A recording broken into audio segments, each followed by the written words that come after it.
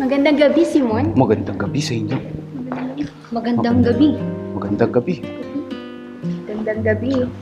Magandang gabi, Simon. Magandang gabi naman sa inyo. Sa isang bayan na malayo sa kabiasnan, may isang batang prinsesa na nagngangalang Ligaya. Siya ay ang pinakamagandang dalaga sa buong kaharian at ang kanyang mga mata ay kumikislap na parang mga bituin sa gabi. Ang ganda naman ng prinsesa. Ano nangyari sa kanya, Simon?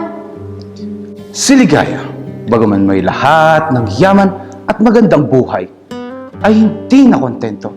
Siya ay laging naghahangad ng higit pa. Isang araw, may isang manguudyok ang dumating sa kaharian at nagsabi sa kanya na may isang mahiwagang bagay sa kabundukan ang makapagbibigay sa kanya ng walang hanggang kayamanan. Yaman na walang hanggan? Pumayag ba siya? Oo, at doon nagsimula ang kanyang kapalaran. Sa paghahangad niya ng kapangyarihan, siya ay hindi nagdalawang isip na talikuran ang kanyang bayan. Siya ay naging bulag sa mga bagay na mahalaga. Ang pagmamahal, ang pagtulong sa kapwa, at ang pagmamahal sa bayan.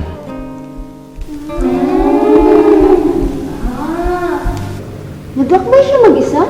Hindi ba siya natakot? Oo, naglakbay siya mag-isa.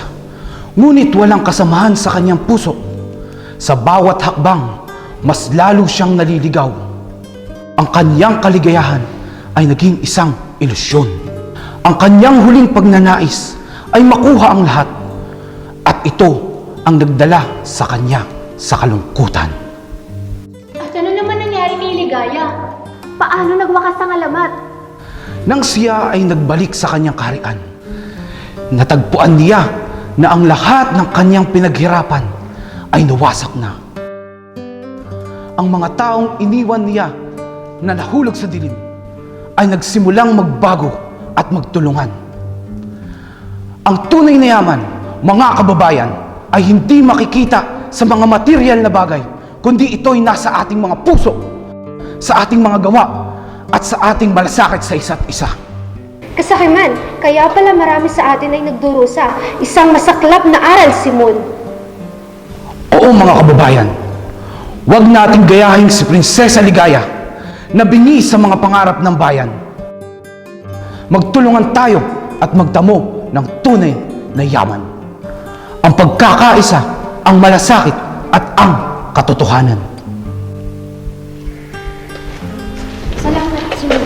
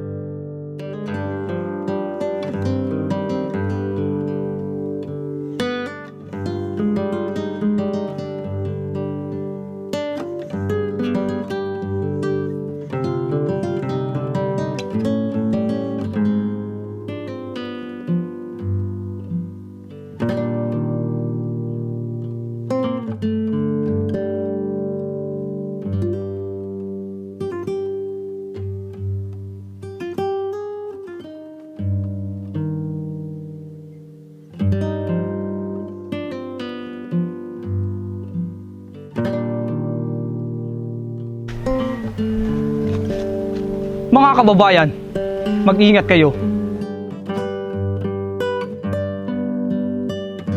Ang mga may kapangyarihan ay patuloy na sumusubok na kunin ang ating lupa.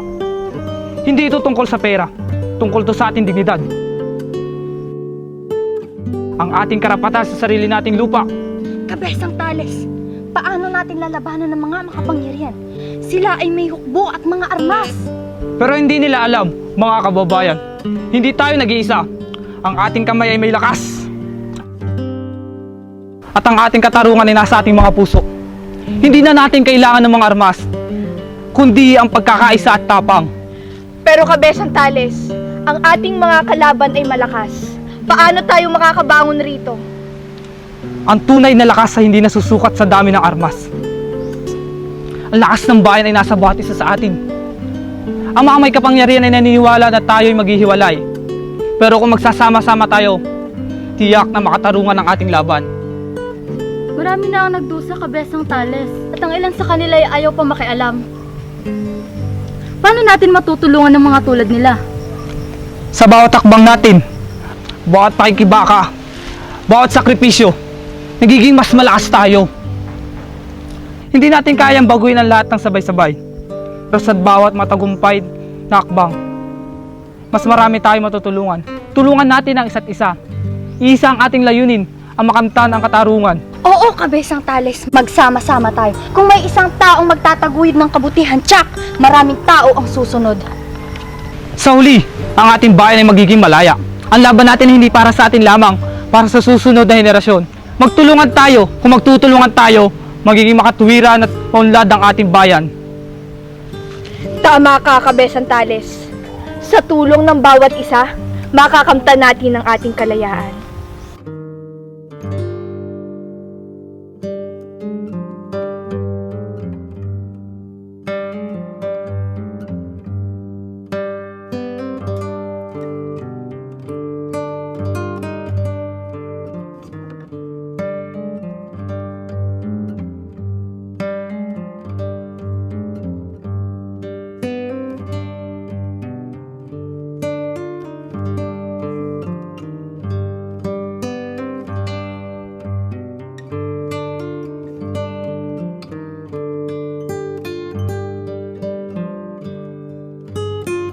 Marahil may pag-asa pa ang bayan kung ang bawat isa ay magtutulungan.